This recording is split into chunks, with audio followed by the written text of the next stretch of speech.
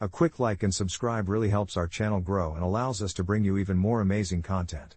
Thank you for your support. Hey everyone, my name is Joanna, and I'm here to share a story that has haunted me for years, a tale of betrayal, heartbreak, and, yes, revenge.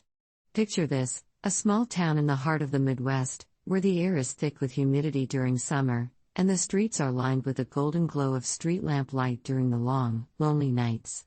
It's a place where everyone knows each other, where secrets can feel like a heavy stone in your gut. And trust me, the secret I carried would weigh me down for a long time. Growing up, my world revolved around two key people, my best friend, Sarah, and a boy named Mark, who had a smile that could light up even the gloomiest of days. Sarah and I were inseparable, two peas in a pod, the kind of friendship you think will last forever. We dreamed about the future, talked about college, and shared all our secrets under a blanket of stars. I never imagined that our lives would take such a dark turn, that a single betrayal would unravel everything we held dear. Mark was the boy next door, the charming, athletic type who could easily steal any girl's heart. He had a way of making everyone feel special, and I was no exception. The crush I had on him was innocent at first, wrapped in the protective bubble of friendship. But as we grew older, that crush deepened into something more. I felt like I was walking on air whenever he was around. The laughter, the whispers, the stolen glances, it was everything I had ever wanted. I never thought he'd turn out to be the catalyst for my darkest moments. Then came the fateful night, the night that would change everything. It was a summer evening, warm and intoxicating, perfumed with the scent of blooming jasmine. I remember wearing my favorite sundress, feeling beautiful and carefree. I had no idea that behind my back, Sarah was plotting something that would shatter my heart and ignite a fire within me that I couldn't control. As I sat on my porch, watching the sun slip below the horizon, I felt a sudden chill. It was as if the universe was warning me, whispering that my world would soon crumble. Little did I know that betrayal was lurking just beyond the shadows, waiting for the perfect moment to strike. The events of that night would serve as the ignition for my quest for revenge, a journey I never wanted to embark on but felt I had no choice but to take. So, buckle up, because this isn't just a tale of retaliation, it's a journey through heartbreak and the lengths one can go to reclaim their dignity. What I did, and what I became, is something I still grapple with to this day. But one thing is for sure, the price of betrayal is steep, and I was more than willing to pay it.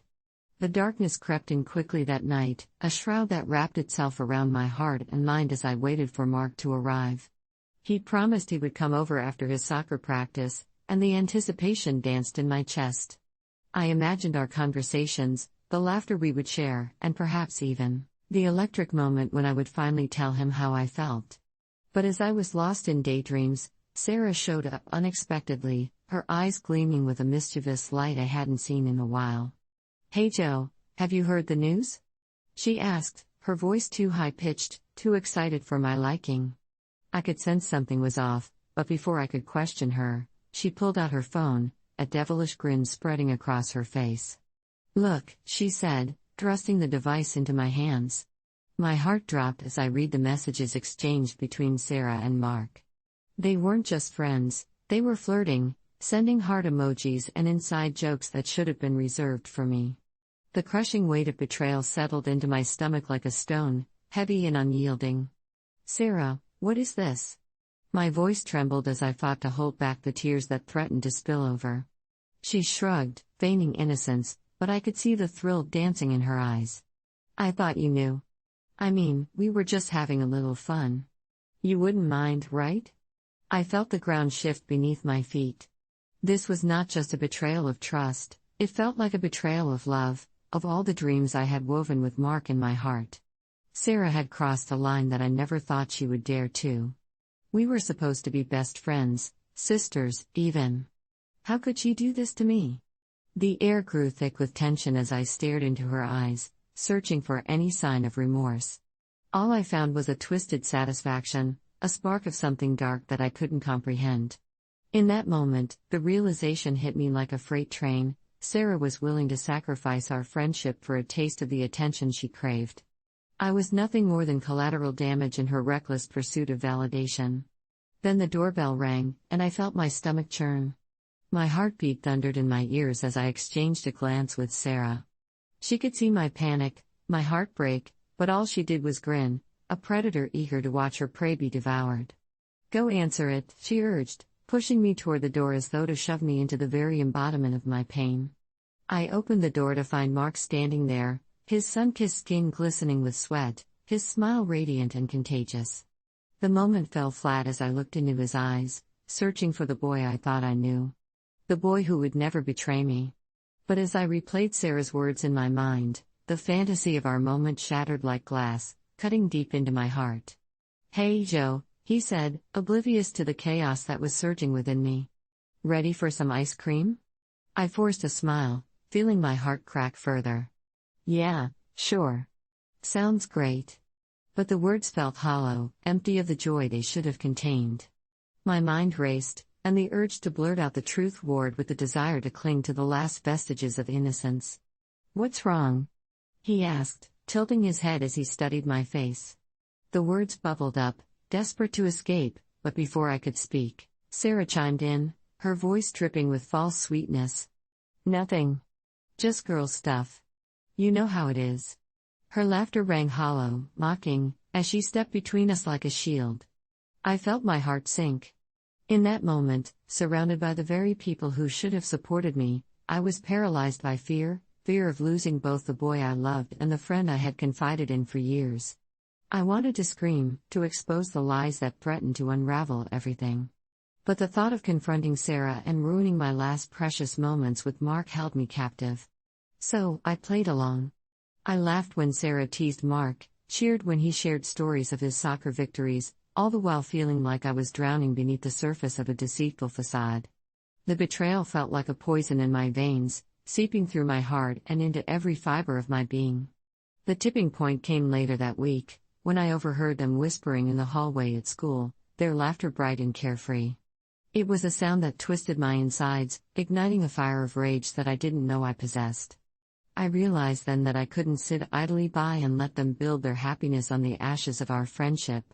Betrayal had woken something dark within me, a craving for justice that I could no longer ignore. The innocent dreams I once cherished had transformed into a burning desire for retribution. I would have my revenge, I would reclaim my power, no matter the cost. And that was the moment everything changed. I began to plot, to scheme, not just for my own peace but for the justice that I so desperately craved. The whispers of revenge echoed in my mind, and with each passing day, I became more convinced that I was capable of becoming truly diabolical. So, let me take you on this journey of darkness, a journey where the lines between right and wrong blurred, and where the thirst for revenge became the driving force of my existence.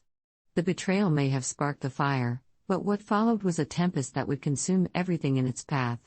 The price of betrayal is steep, and I was more than willing to pay it. As the days turned into weeks, the reality of what Sarah and Mark had done began to sink deeper into my bones, a chilling reminder that trust is fragile and easily shattered.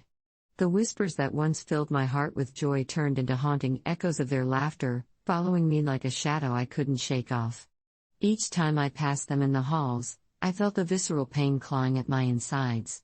It wasn't just betrayal, it was the unbearable weight of being an outsider in a life that once felt so warm and inviting. The corners of my world crumbled. My grades began to slip as my heartache consumed my every thought. I would sit in class, my mind racing with scenarios of vengeance, rather than focusing on the lessons droning on in monotony. My teachers noticed the change. Friends who once reached out were met with silence from me. They didn't understand the turmoil bubbling beneath my surface. But it was during a particularly cruel moment that everything erupted into chaos. I walked into the cafeteria and froze. There they were, sitting at the table where Sarah and I had shared countless lunches, their heads leaning together as if sharing secrets meant only for one another. The sight of them laughing over shared jokes while I sat alone was a dagger to my heart. I could feel the blood rush to my face, humiliation and anger coiling in a tight knot within me. That day, Mark leaned in, his hand brushing against Sarah's arm as they shared a crumpled piece of paper filled with doodles and notes. I could feel my breath hitch in my throat as I watched them. It was an inescapable truth that burned through my heart. I had lost them both. Fueled by rage and despair, I made my way to the bathroom, where I could cry without the world seeing the cracks in my facade.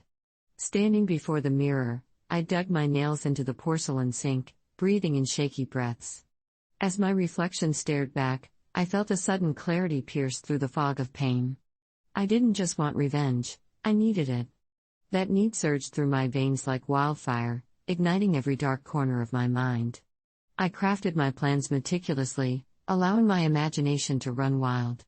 I considered exposing their texts, sending screenshots to the entire school. But there was something almost poetic about the way they thrived on their deception. Their laughter was a mask hiding the festering insecurity beneath. I wanted them to suffer, to know what it felt like to be discarded and betrayed. I started with subtlety, planting seeds of doubt among their friends. I casually dropped hints of Sarah's betrayal in conversations, watching as whispers spread like wildfire. "Did you hear about Sarah? I can't believe she would do something like that." Each whisper I sowed brought me a twisted sense of satisfaction, knowing that soon the tables would begin to turn. I wanted their precious bubble of happiness to shatter into a million pieces, each fragment a reminder of what they had done. But the darker my plans grew, the more I lost myself in the process. I stayed up late crafting fake messages and rumors, fueled by a sense of righteousness. I became consumed by this facade of a broken girl planning her revenge. At times, I would hear snippets of conversations about how Sarah had been acting differently, how Mark seemed distracted. Each rumor felt like a victory, a small win that I savored like a fine wine. Then came the day when my actions finally bore fruit. I overheard some classmates discussing Sarah's newfound reputation, a girl who couldn't be trusted, who betrayed her best friend for a boy. Just the thought of it sent a thrill through me. My heart raced with exhilaration. My plan was working, and I was only getting started. But as the days wore on, I began to notice a shift. I felt the darkness I had embraced wrap around me like a suffocating blanket. I was no longer just a spectator in this game of revenge, I was a player, and the stakes were rising. I became more isolated, losing touch with what little friendship I had left. My laughter was forced, my smile a mask to hide the monster I was becoming. And then came the email from Sarah, a desperate cry for help. The words stung, filled with confusion and pleading, as she reached out to me, trying to mend what had been broken. "Joe, I miss you. I know I messed up. Can we talk?" For a brief moment, I hesitated. The flicker of hope that she could truly understand the pain she had caused washed over me, only to be drowned by the weight of my anger. I felt the twisted sense of triumph in her desperation. She was now the one searching for answers in the wreckage of our friendship. I typed a quick response, a cold dismissal meant to reinforce my resolve, a final nail in the coffin of our camaraderie. "No, Sarah. You made your choice." The darkness within me deepened, and a chilling realization settled in. I was becoming the very thing I despised. I had transformed from the victim into the architect of my own suffering. Each day was filled with the thrill of revenge, but it came at a steep cost. I was losing myself, losing the girl who once dreamed beneath the stars, and not even the promise of revenge could fill the void that betrayal had carved in my heart. And then, that fateful day arrived, the day I had been plotting towards. The school dance was just around the corner. I saw the perfect opportunity to orchestrate my plan, to bring down Sarah and Mark in a public display of humiliation that would leave both reeling. But as I stood in front of the mirror, preparing for my moment of reckoning, I caught a glimpse of myself, of the girl I was before all this fury and heartache consumed me. A fleeting moment of regret washed over me, but it was quickly replaced by the dark thrill of revenge that coursed through my veins. Tonight, I would finally unleash all that I had planned. As the lights flickered and the music pulsed through the gym, I knew that the time for reckoning was at hand. The darkness that once felt like a comforting embrace was now an ominous storm cloud, and I was ready to dance with the devil. Soon, they would know the true meaning of betrayal, and so would everyone else. My heart raced with anticipation, the flames of vengeance licking at my soul, and there was no turning back. Welcome to my world, the world of diabolical. The night of the dance arrived, and with it came a whirlwind of emotions that clashed violently within me. I stood in front of the mirror, adjusting the hem of my crimson dress, the color of revenge, I thought. The fabric hugged my curves perfectly, and for a moment, I felt beautiful, powerful even. But beneath that facade of confidence lay a tempest of uncertainty and rage, battling for dominance. As I applied the last touches of makeup, my mind wandered to the hours I had spent meticulously planning my revenge. I could visualize every detail, the whispers I had planted, the rumors I had crafted. But nothing compared to the culmination of this evening. Tonight, I would shatter the illusion they had built together. Tonight, I would lay bare their betrayal for all to see. Arriving at the gym, I was struck by the atmosphere, a cacophony of sparkling lights and pulsing music, laughter ringing in the air. I felt like a ghost in this enchanted realm, where joy thrived, but I was consumed by the darkness that clung to me. The sight of Sarah and Mark laughing together, their bodies swaying to the rhythm of the music, sent a wave of bile rising in my throat. I fought the urge to turn away, instead, channeling that sickening feeling into something fiercer. I spotted my friend Mia across the room and made my way over to her, my heart racing. "You ready for tonight?" she asked, her eyes twinkling with excitement. I forced a smile, but it felt like a mask, a flimsy barrier between me and the storm brewing inside. "Absolutely," I replied, my voice steady despite the chaos raging within. As the night wore on, I kept my eyes on Sarah and Mark, waiting for the perfect moment to enact my plan. I could sense the electric charge in the air, a mix of excitement and dread spiraling out of control. I had anticipated this moment for weeks. Every ounce of betrayal I felt morphed into a fire that fueled my determination. Finally, I noticed Sarah stepping away from Mark for a moment, her laughter ringing out like music in the night. I took a deep breath, steeling myself. This was it. It was finally time to take back my power, to reclaim what was rightfully mine. I knew that Sarah had been boasting about her new relationship with Mark to their friends, flaunting their so-called love as if it were a trophy.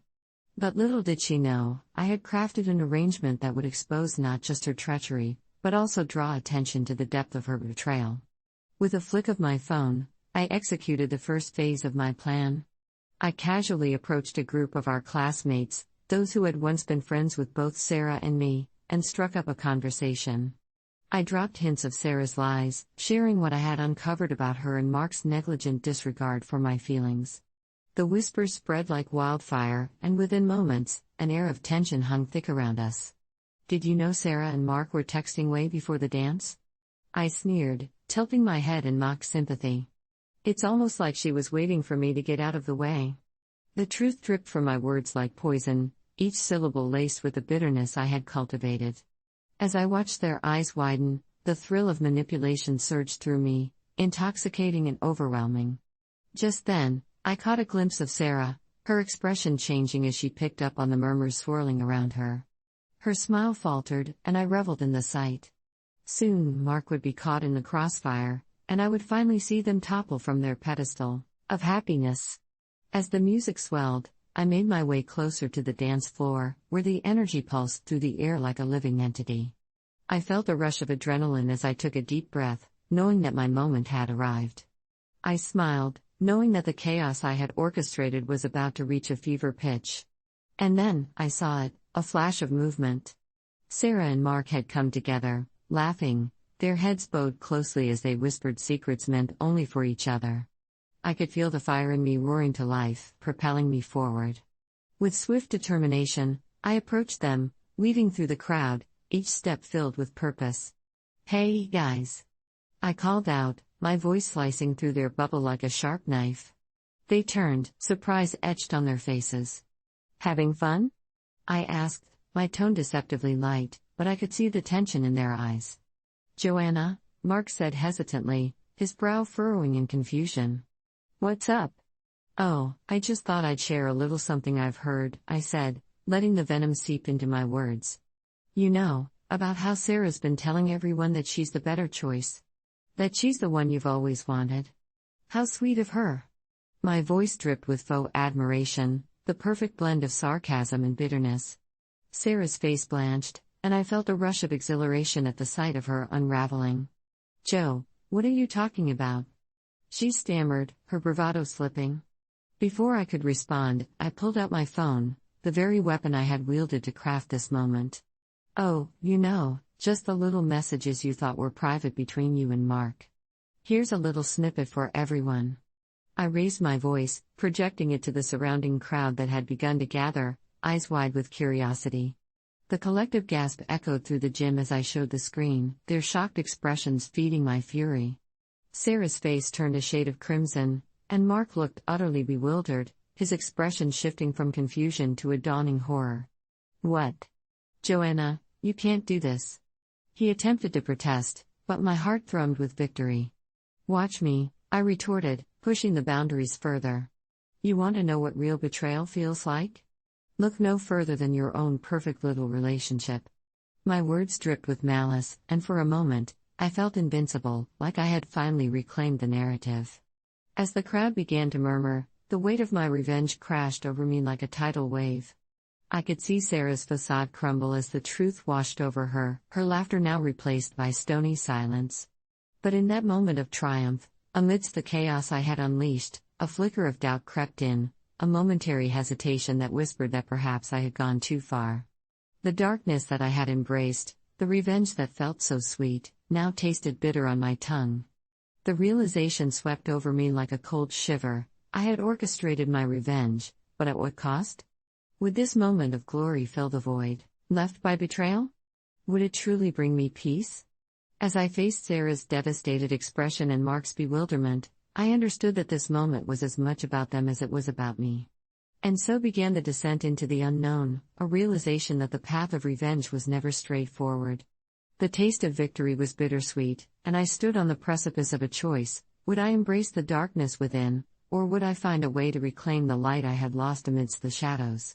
Welcome to the turning point of my story, a point where revenge intertwines with regret, and the lines between right and wrong blur beyond recognition. The journey ahead would demand more from me than I had ever anticipated, and I couldn't shake the feeling that this was just the beginning of the chaos I had unleashed. The dance floor hummed with anticipation, but it was my heart that raced, caught between the allure of vengeance and the haunting whispers of the girl I used to be. The night was alive with possibility, and as the music pulsed through my very core, I waited to see where this diabolical path would lead me. As the night unfolded, my mind whirred with the intricate details of the revenge I had so carefully crafted. I had spent weeks plotting, not just for the moment I was now in, but for the aftermath that would ripple through our small town. The first phase had gone off without a hitch. The crowd's reaction ignited a fire within me that couldn't be quelled. But I was far from finished. This was merely the opening act of my grand design. My plan had 3 specific phases, each more calculated than the last, designed to ensure that both Sarah and Mark paid dearly for their betrayal. I had already set the stage with the dramatic exposure of their texts, but I hadn't fully unleashed the chaos yet. I knew that mere shock wouldn't suffice. I needed to dismantle their relationship piece by piece. I began to weave a narrative about Sarah and Mark that would solidify their downfall in the eyes of our peers. While the dance continued, I strategically positioned myself among groups of friends, those who loved a good scandal. I leaned in, my voice low and conspiratorial, as I began to seed doubt. Can you believe Sarah pretended to be my friend while dating Mark behind my back? What a hypocrite. Who would want to be friends with someone like that? The shock on their faces fueled my conviction. I made sure to mention how Sarah had often criticized other girls who'd done the same thing, painting her as a fraud. I guess she thinks she's above the rest of us, but look at the reality. It's just pathetic. With each word, I watched as the crowd swelled with interest, eyes darting toward Sarah and Mark, whispers exchanged like currency. I knew that each ripple of doubt would lead to Sarah becoming increasingly isolated. The more I spread the truth behind her lies, the more her trusted friends would pull away. I had a couple of allies in my corner, those who had also felt the sting of Sarah's past judgments. They were more than willing to join my crusade, reinforcing the whispers I had planted. Did you hear that Sarah's been talking trash about us too? I can't believe she had the audacity to treat Joanna like that while pretending to be her best friend, one of my allies would say, encouraging others to reconsider their friendship with a girl who now stood accused of betrayal. By the end of the night, I could see a shift in the crowd. Sarah's laughter became less frequent, replaced by furtive glances and hushed conversations that pointed her way. She felt the heat of scrutiny, and I lay waiting like a spider in her web, fully aware that the next phase of my revenge was just around the corner. While the first two phases were focused on public exposure and sowing discord among their friends, the third phase was where I would really sink my claws in. I planned to orchestrate an event that would expose both Sarah and Mark in a way that would shatter their reputation forever. It was bold and risky, but my heart raced with exhilaration at the thought of pulling it off. The annual school talent show was coming up, a perfect opportunity. I decided to use it as the grand stage for my ultimate act of revenge. I had an idea that would turn the spotlight onto them, and there was nothing they could do to stop it. I had a friend who was part of the planning committee, and with a few well-placed subtle hints, I secured a speaking slot for myself. My plan was to utilize my performance to reveal everything to the entire school, live in color. I began drafting a song, an original piece that layered personal anecdotes with biting sarcasm. It would start as a melancholic ballad, drawing the audience into a false sense of security before transitioning into an upbeat, almost mocking tempo that would highlight Sarah's lies and Mark's willingness to betray a friend for a fleeting romantic thrill. I wanted them to hear their betrayal echoed back to them, amplified by the laughter of their peers. As I practiced, I couldn't help but feel a thrill surge through me. The lyrics were sharp, painful, and true. Each time I sang, I envisioned the moment their faces would shift from amusement to horror, as the walls of their carefully constructed world began to crumble around them. "Oh, Sarah," I would sing, "you wore the mask of a friend, but when the lights dimmed, it was me you betrayed in the end." But I didn't stop there. I included snippets of my own pain, painting a vivid picture of how their betrayal had shattered our bond.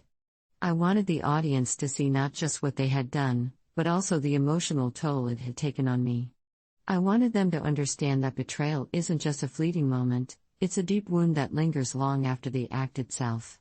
With my plan solidifying, I spent every free moment rehearsing, my body electric with the duality of excitement and dread. I sometimes struggled with the implications of my actions. Was I becoming too consumed? Would my thirst for revenge overshadow the remnants of my former self?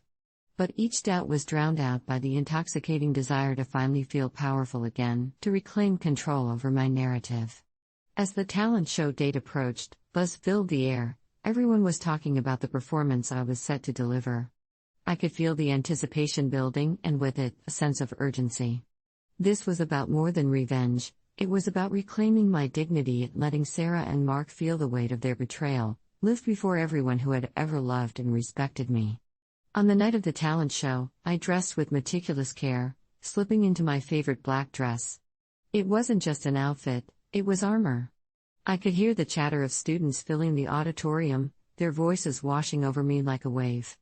I could only imagine how Sarah felt, knowing her secret was about to be unveiled. The thought ignited a fire in my chest. As I took my place backstage, the adrenaline coursing through my veins felt like electricity. My heart thumped loudly. The anticipation of revenge was both terrifying and exhilarating. I could see Sarah and Mark in the crowd, laughing and whispering, completely unaware of the storm brewing just behind the curtain. As my name was called, the world faded away, leaving only the stage before me. A spotlight illuminated my figure, and I stepped into the blinding light, my heart racing with every step. I searched the crowd, my eyes locking on Sarah's bright smile. In that moment, I felt a cruel sense of satisfaction. It was time for her to face the truth. I took a deep breath, the microphone cool against my palm, and opened my mouth to sing. The first notes flowed like a rush of water, wrapping around the audience and drawing them in. I started with soft, haunting melodies that told a story of hope and friendship, painting a picture of what we used to be. I could feel Sarah's gaze on me, but I didn't waver. Instead, I pressed on, each note becoming sharper, each word carrying the weight of betrayal. As I transitioned into the second verse, my voice shifted, morphing into a biting satire. The laughter came, it echoed through the auditorium, but this time it was directed at Sarah. The lyrics dripped with irony, my heart racing as I watched their expressions twist from amusement to confusion, and finally to shock. The final chorus exploded with energy, the rhythm quickening as I drove home the truth of their betrayal. "You thought you'd found the prize, but you played with my heart like a game. Now, here's the truth, the only one to blame." The audience erupted in laughter, and I could see Sarah's face drain of color, Mark's eyes wide with realization. And then, just as I reached the climax, I pulled out my phone and projected the damning evidence onto the large screen behind me. Screenshots of their text filled the room, words echoing the betrayal they had crafted together. Did you really think it wouldn't come to light? That your lies wouldn't be exposed under the bright spotlight? The gasps filled the auditorium like wildfire, and I reveled in the chaos I had unleashed. The laughter turned to murmurs, and the audience erupted into whispers, marveling at the spectacle unfolding before them. I locked eyes with Sarah, her expression morphing from shock to despair, and I felt a rush of satisfaction course through me as the truth hung heavy in the air. I had done it. I had executed my plan flawlessly, and the taste of victory felt bittersweet on my tongue. I wasn't sure if I had accomplished my goal or if I had simply added another layer of pain onto an already broken friendship.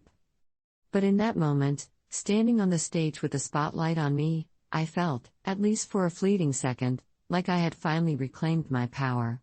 As I stepped off the stage, I could hear the whispers begin to swirl, fueled by the revelations I had made. I knew there would be repercussions, but I welcomed them like an old friend. I had freed myself from the weight of betrayal, and I was ready to embrace whatever came next. But as I took a moment to breathe, I felt a flicker of doubt creep back in. Was revenge worth the cost of our friendship? Was victory truly mine if it meant losing a piece of myself in the process? The questions clung to my heart like shadows, and I couldn't shake the feeling that perhaps the true battle was only just beginning. Welcome to the crossroads of my journey, where revenge intertwines with regret, and the path forward remains uncertain. My name is Joanna, and this is just the beginning of my story, a tale that would forever be labeled. As I stepped off the stage, the uproar of the crowd faded into a distant hum, overshadowed by the storm brewing inside me. I had exposed their betrayal, and yet, the moment felt dangerously hollow. The adrenaline surged through my veins, electrifying every nerve, urging me to celebrate. But as I glanced back at Sarah, crumpled and shattered in the spotlight of her own making, an unsettling cloud of doubt loomed over me. The once vibrant laughter around me began to morph into hushed whispers, the energy in the auditorium shifting like the tide. I caught sight of Mia, my friend who had helped me weave this tapestry of revenge, her eyes wide with shock and perhaps a hint of concern. Had I gone too far? The thought sent a shiver down my spine, but the lingering satisfaction of retribution momentarily stifled my guilt. As the crowd began to dissipate, I felt a tugging sensation, a pull toward Sarah, who had now turned her back to the audience, her shoulders shaking with sobs. It was a sight I had craved, and yet, witnessing her anguish felt like a double-edged sword. The bitter taste of revenge began to sour in my mouth as I wrestled with my conflicting emotions. Joanna. Mark's voice cut through the cacophony as he approached me, his expression a mixture of anger and confusion. What the hell was that? I braced myself, ready to unleash a torrent of words that had been brewing within me ever since I discovered their betrayal. What did you want me to do, Mark? Sit back and let you both pretend like nothing happened? Like I didn't matter? He opened his mouth, perhaps to defend himself or to shift blame back to me, but nothing came out. Instead, he just stared at me, eyes wide, lost in disbelief. I could see the wheels turning in his mind, a desperate attempt to reconcile the girl he thought he knew with the hurricane I had become. Joe, this isn't the way to handle things. You've hurt Sarah, and you've hurt me, he pleaded, the softness of his voice almost breaking my resolve. A surge of anger sparked within me. You don't get to play the victim here, Mark. You chose to betray me. You and Sarah both did this to me. The room had emptied out around us, leaving only the distant echoes of the crowd behind. My heart raced as I watched Sarah slip away, someone else guiding her through the auditorium, her emotional turmoil palpable even from a distance. I needed this moment. I had worked too hard to let it slip away now. But, as the adrenaline from my performance faded, reality seeped in, thick and suffocating. I was standing in the aftermath of my vengeance, and the consequences weighed heavily on my chest. The cheers from the performance still echoed in my ears, but now they felt like a funeral dirge, a dirge for the friendship I had obliterated. Joanna, I can't believe you would do this, Mark finally said, his voice heavy with reproach. You've gone too far. Sarah is hurting, and you need to understand the pain you've caused. Pain? You think I don't know pain? I shot back, my voice laced with desperation. You broke my heart. You both did. You had everything, and you threw it away like it meant nothing. I could see the flicker of regret in Mark's eyes, but the darkness of my revenge loomed larger than any remorse I saw. Maybe you should think about that before throwing gas on the fire, he said, his voice softening as if he were trying to reach the remnants of the girl I used to be. But I was far from that girl now. I had become a specter of vengeance. Suddenly, the reality of my actions began to wrap around me like a vice. I had become the very monster I sought to destroy, full of anger and rage, driven by the need to make them feel the way I had felt. The joy I expected to feel gradually morphed into something darker, a realization that maybe their betrayal didn't deserve this level of wrath. I turned, searching for Sarah amid the remaining crowd, but she was gone. The weight of my actions crashed over me like a wave, and the adrenaline that had once surged through me was replaced by a deep sense of remorse. In my quest for revenge, I had not only lost her friendship but had become a stranger to myself, a girl blinded by fury, marching toward darkness with no thought of the light. Joanna, Mark's voice broke through the haze, pulling me back from the depths of my thoughts. This isn't who you are. You have to let this go. His words echoed in my mind, reverberating against the walls I had built in my heart. I could feel the cracks forming, the walls crumbling beneath the weight of my actions. In that moment, standing in the remnants of my revenge, I took a deep breath, letting the cold air sear through my lungs. For the first time, I reconsidered the path I had taken. As the realization settled like dust within me, I knew I had a choice to make. Would I continue down this path of darkness, or could I find a way to reclaim the light I once held? The shadows whispered temptingly in my ear, urging me to hold on to my anger, to keep pushing Sarah and Mark away. But at what cost? The auditorium echoed hollowly around me, the remnants of laughter and cheers fading into a silence that felt deafening. I had hurt the people who once meant the world to me, and now I stood amid the wreckage of our friendship. Suddenly, a decision surged through me, a resolve to confront not just Sarah and Mark, but the very essence of my pain. I could feel the tide shifting within me, the remnants of the girl I used to be clawing their way back into my consciousness. I felt the swell of courage rising within me, bolstered by the truth that I was tired of living in the darkness. With one last glance at Mark, I whispered, "I'm sorry." And with that, I took a step forward, determined to face Sarah, to confront the betrayal, and to reclaim my narrative. It was time to break the cycle of hurt and find the strength to heal, not just myself, but the shattered pieces of our friendship. The night was far from over, and the journey ahead would be fraught with challenges, but I was ready to step into the light. I would not become a victim of vengeance, I would not let my heart drown in bitterness.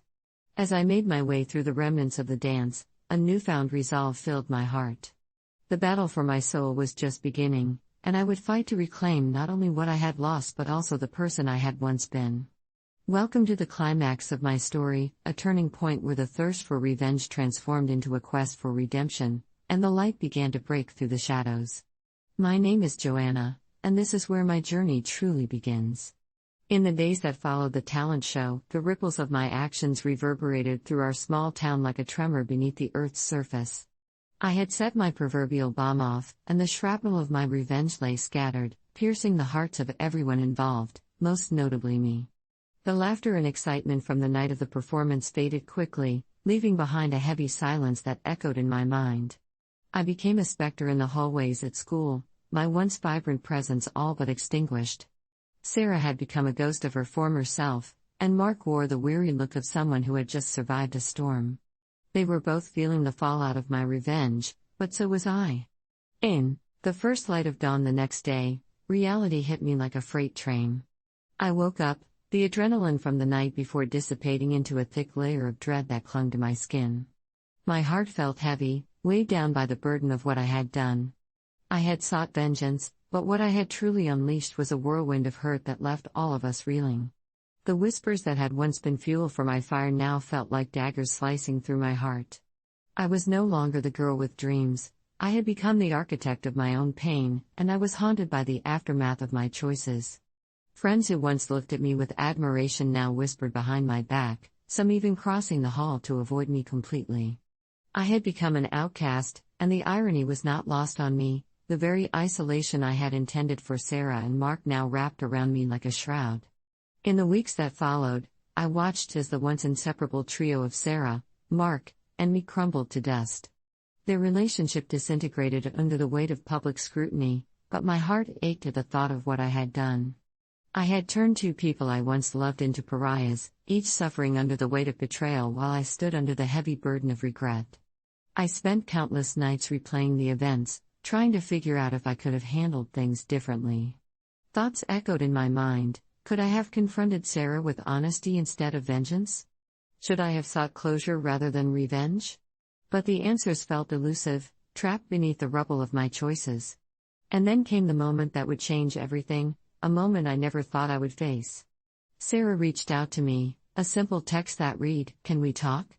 My heart raced as I stared at the screen, emotions bubbling to the surface. The girl I had once called my best friend was reaching out, seeking connection amidst the wreckage I had created. I hesitated, fear coursing through me like ice. What would I say to her? Did I even have the right to face her after everything? But deep down, I knew I couldn't run from this. I needed closure, and perhaps she did too. When we met later that week at our favorite cafe, a cozy corner nook that had once been filled with laughter and dreams, the air was thick with unspoken words. I could see the pain etched on Sarah's face, her eyes red-rimmed and weary. "Joe," she began, her voice trembling slightly. "I don't even know how to start this. I miss you. I miss our friendship." The weight of her words hit me like a tidal wave. "I miss us too," I admitted, my voice a quiet whisper. "But I hurt you. I hurt you both." She nodded, tears spilling over as she looked down, her fingers fiddling with the edge of her coffee cup. "You exposed us in a way I never thought I'd have to face. But I deserve it. I betrayed you." We talked for hours, each word piercing the silence that had grown like a chasm between us. We discussed the betrayal, the pain, and the mistakes we had both made. I realized then that revenge had not brought me peace, it had only deepened the scars, both in me and in her. "I thought that hurting you would make me feel better," I confessed, guilt clawing at my insides. "But it only made things worse. I didn't want to lose you, and in trying to hurt you, I lost myself." The conversation we shared that day was cathartic, a release that allowed us both to breathe again. We acknowledged the betrayal and the hurt, but also the love that had once bound us together. It was a fragile moment, a flicker of hope amidst the darkness I had created. But as much as I wanted to mend things, I knew that rebuilding trust would take time. There was a long road ahead, fraught with memories that would linger like shadows, but the first step had been taken. We began to work on a new foundation, one that acknowledged the mistakes of our past while looking forward to a future that was uncertain but no longer filled with bitterness. In the weeks that followed, I also sought to repair my relationship with Mark. He was angry, and rightfully so, but there was a flicker of understanding in his eyes when I finally approached him. We exchanged words, slowly unraveling the tension that had grown between us. "I was wrong to take my pain out on you," I admitted, the weight of my guilt lifting slightly. "You didn't deserve what I did." Mark nodded, the tension in his shoulders softening a fraction. "I appreciate that, Joe. But it's going to take time for us to get back to anything resembling normal." I accepted that, for I, too, had a long journey ahead. But that journey had to start with honesty, with the courage to confront my emotions rather than mask them with vengeance. As the weeks turned into months, I found myself navigating the complexities of friendship anew, learning how to forgive, not just Sarah and Mark, but myself. Each day was a step toward healing, a gradual reclamation of my identity where bitterness had once taken root. In the quiet moments, I often reflected on the lessons I had learned from this diabolical journey, how the thirst for revenge can lead to a cycle of pain rather than closure. I realized that healing required vulnerability and honesty, and that true strength lies in embracing our imperfections rather than hiding behind walls built on anger. And when I looked in the mirror now, I saw the echoes of the girl I had once been, the girl with dreams and hopes, but also someone who now carried the weight of a painful lesson learned. Rather than allow that lesson to define me, I chose to let it guide me toward growth. In the end, the price of betrayal had been steep, but the journey toward redemption was proving to be worth every scar. I stood at a crossroads, not entirely sure of my destination, but hopeful that the path ahead would lead to something brighter. After all, in a world where shadows loom large, it is the light we choose to walk toward that ultimately defines us. I knew that the scars of betrayal would fade, but the strength I had gained from this journey would remain. So this is me, Joanna, no longer just a girl seeking revenge but a woman learning to forgive, to heal, and to reclaim her own story in the most diabolical of ways.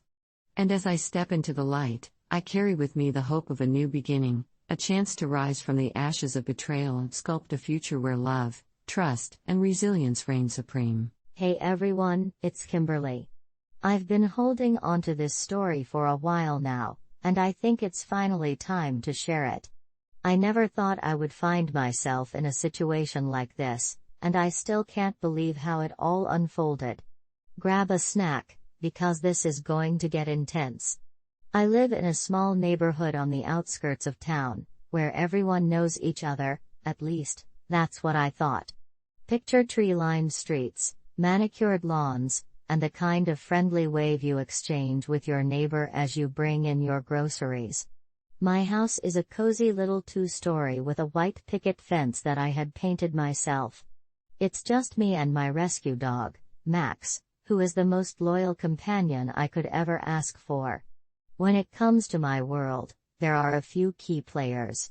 There's Sarah, my best friend since childhood. We've been through everything together, from awkward teenage crushes to the challenges of adulting. Then there's Mr. Thompson, the elderly gentleman who lives next door. He's like a grandfather to me. And of course, there's Jake, my charming but infuriating neighbor across the street, gorgeous in a boy-next-door way, but often too cocky for his own good. But the person who changed everything. That would be the package thief. I never got his name, but I will never forget the way he stole my trust and everything that came with it. It all started when I discovered that several of the neighbors were missing packages from their porches. We joked about it, thinking it was just a prank or a temporary nuisance. But when I found out that my precious delivery, a brand new camera I had saved for months to buy, had been taken, that's when everything shifted. I remember standing there, staring at the empty space where my package should have been, my heart pounding with disbelief. I felt violated. I felt angry. I felt a burning need for justice that bubbled up within me, and that's where my story truly begins.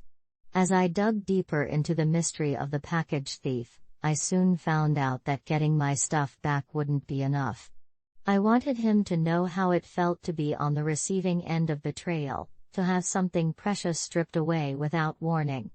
So, buckle in, because this is the tale of how I turned my heartbreak into it wasn't just the camera that was taken, it was a piece of me, a reflection of my hard work and the joy that came with finally owning something I truly wanted. I had spent countless hours researching, saving every penny from my grocery budget, cutting back on weekend outings with Sarah, and skipping out on the latest trendy coffee shop just to afford that camera. When I finally placed the order, I had imagined the photos I would take, capturing Max's goofy expressions, the flowering trees in spring, and all the moments that made this little neighborhood feel like home. The day it was scheduled to arrive was supposed to be a milestone. I had even set aside time to unbox it with a glass of wine, feeling like I was finally stepping into a world of my own. So when I checked the tracking app that morning, my excitement turned to dread as I realized it had been marked delivered. I hurried to the porch, my heart racing, only to find that empty space mocking me. I searched everywhere, convinced I had just overlooked it. I even asked Mr. Thompson if he had seen a package lying around. But no one had. After posting about the theft in our neighborhood group chat, it became painfully clear that I wasn't the only victim. Sarah had lost a beautiful sweater she was supposed to wear for an upcoming wedding. Another neighbor had his son's birthday gift stolen, a shiny new drone. The anger started brewing. It was like a poison spreading through our little community.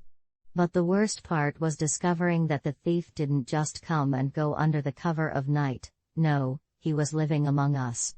Just days after my package was stolen, I saw him casually strolling past my house, a smug look plastered on his face as he glanced at the empty porch. It was then that I recognized him, a friend of a friend, someone I had even exchanged pleasantries with at the last neighborhood barbecue. My stomach churned at the thought. This was someone who I had trusted, someone who had shared laughs and food with neighbors like me, and yet here he was, betraying that trust with every step he took.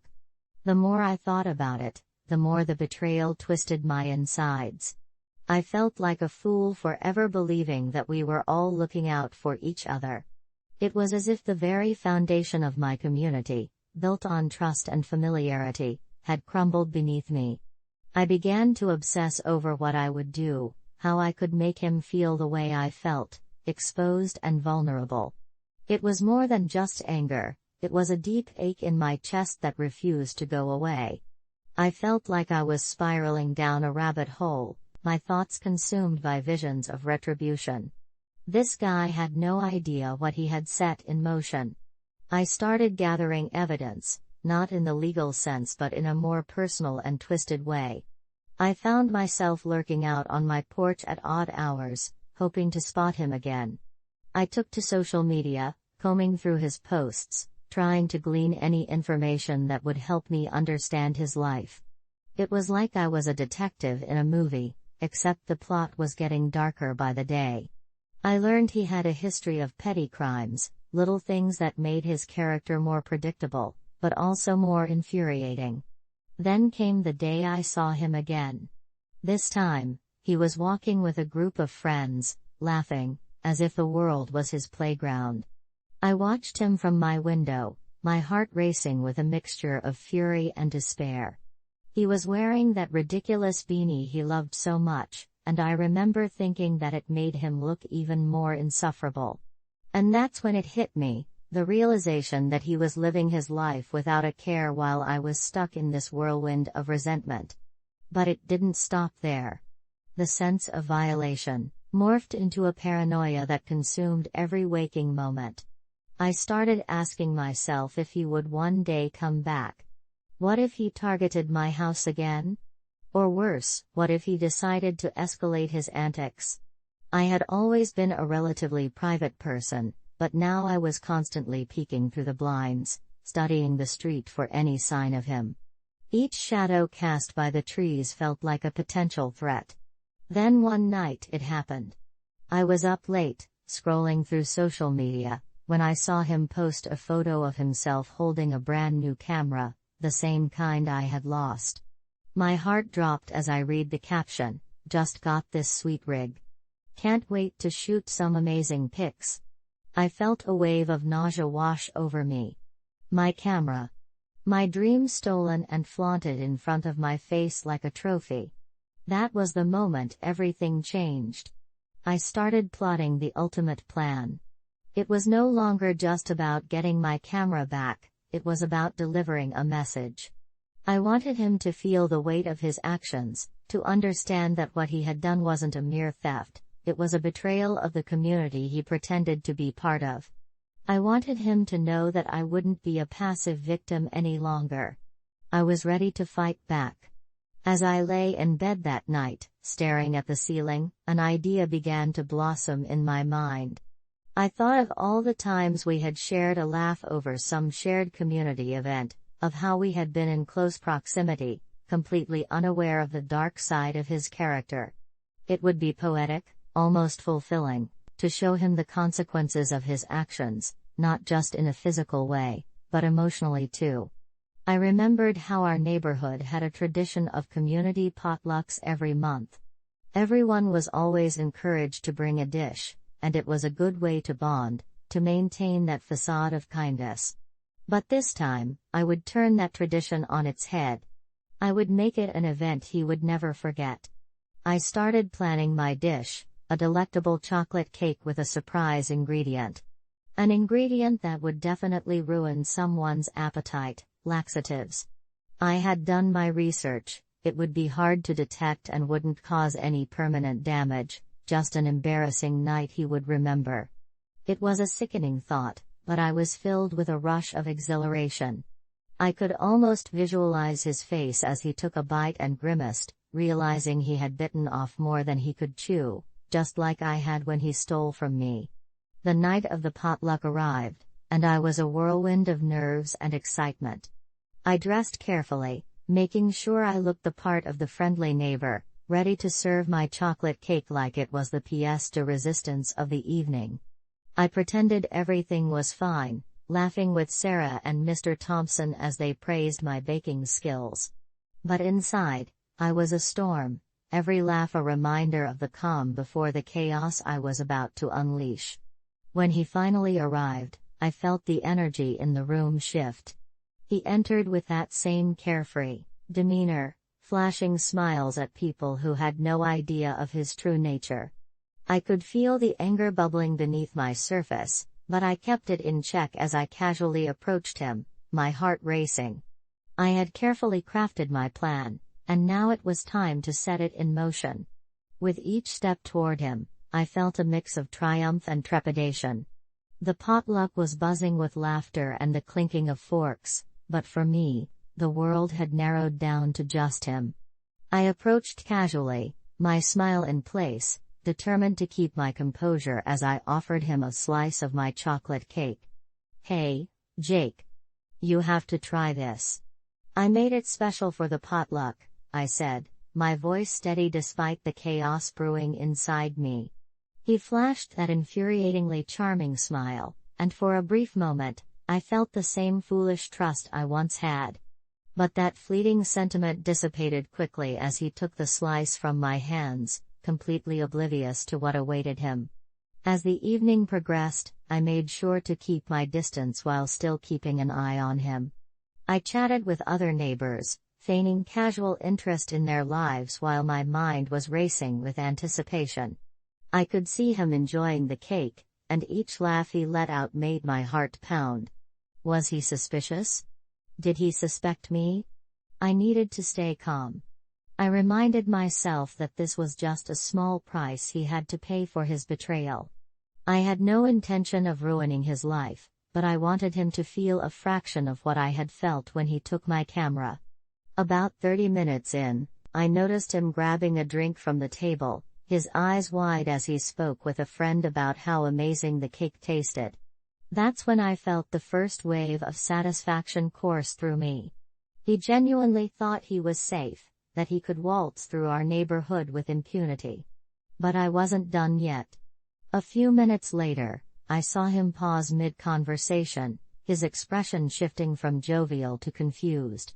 He placed a hand on his stomach, and I could feel a grin creeping onto my face. That was it, the moment I had been waiting for. "Everything okay, Jake?" I called out, feigning concern as I approached. "You don't look so good." I could feel Sarah's eyes on me, and I shot her a warning glance, silently pleading her to play along. I think I need to step outside for a minute," he stammered, clutching his abdomen. As he made his way toward the door, I felt a surge of adrenaline rush through me. This was it, the moment I had been waiting for. Jake stumbled outside, and I followed, my heart pounding in my chest. I could already hear the murmurs of the other guests, the concerned whispers echoing through the air. "Is he okay? What happened?" But I was focused on him, my package thief, my betrayer, now on the brink of his own reckoning. As I stepped onto the porch, I caught a glimpse of him leaning against the railing, his face pale and drenched in sweat. His charming facade was cracking, and in that instant, I couldn't help but feel a wave of satisfaction mixed with a tinge of guilt. I had wanted him to feel vulnerable, and now he was. I had to remind myself, though, that this was all part of the plan, to make him understand the weight of his actions. "Jake, are you sure you're all right?" I asked, my voice dripping with faux concern. "You really seem to love that cake." He let out a groan, doubling over slightly, and I could barely contain my excitement. "I don't know what's happening. I just feel awful." He looked at me, his eyes wide and almost desperate. "Did you put something in that cake?" "Oh, come on," I said with a feigned laugh, stepping closer. "It's just a chocolate cake. I promise you, it's delicious. I wouldn't do anything to hurt you." I relished the irony in my words. Because I wasn't hurting him physically, not really, instead, I was delivering justice, and it felt intoxicating. He leaned back against the railing, clutching his stomach tighter. I could see him struggling, the realization dawning on his face that he had underestimated me. This was the moment I had been waiting for, a taste of poetic justice. Suddenly, he bolted toward the front yard, and I followed closely behind, my heart racing, the thrill of the chase invigorating me. As he stumbled into the grass, he lost his balance, falling to his knees. I couldn't help but let out a small, triumphant gasp. It felt surreal, almost cinematic. A cliché moment in a movie where the villain finally gets what he deserves. Around us, more neighbors had started to notice, their heads turning in confusion and concern. The laughter and chatter from inside the potluck faded into an eerie silence as neighbors began to witness Jake's embarrassing downfall. I stood there, a mix of exhilaration and guilt coursing through my veins while I watched him writhe on the lawn, desperately trying to regain his composure. It wasn't just my heart that felt heavy in that moment, it was the weight of what I had orchestrated, the consequences of my thirst for revenge. Jake's friends rushed over, concern etched on their faces, as they helped him up and led him away from the scene. I could hear snippets of their conversation, murmurs of "what's wrong? And did he eat something off?" That made my stomach churn. Was this really worth it? I thought about my friends, my community, the very people I had wanted to protect. And yet here I was, standing on the sidelines of my own chaos. The night continued without me. I retreated into the shadows of my porch, heart racing but still unsettled. The thrill of my plan had dissipated, replaced with the stark reality of what I had done. I watched as people gathered around Jake, their expressions torn between concern and amusement. Was I the villain in this story? Had I crossed a line that should have remained untouched? The laughter had returned inside the house, but it felt hollow to me now. I was no longer part of the joyful community event. Instead, I felt like a ghost, haunting the very place I had called home. A few of the neighbors came over, eyeing me with uncertainty, perhaps starting to piece together that I was at the heart of Jake's sudden affliction. In the days that followed, the story of Jake's misadventure became the neighborhood gossip. My guilt morphed into shame as I realized how much I wanted to fade into the background. The initial thrill of revenge had paled in comparison to the reality of my actions. As I watched people tiptoe around me, their eyes filled with pity and disdain, I couldn't help but reflect on what I had sacrificed, my integrity and my place in this tight-knit community. Sarah was the first to confront me. We were sitting on my porch one afternoon, her face soft with sympathy but her words sharp. "Kim, what were you thinking? Did he really deserve that? Didn't he?" I shot back, the anger flaring up again.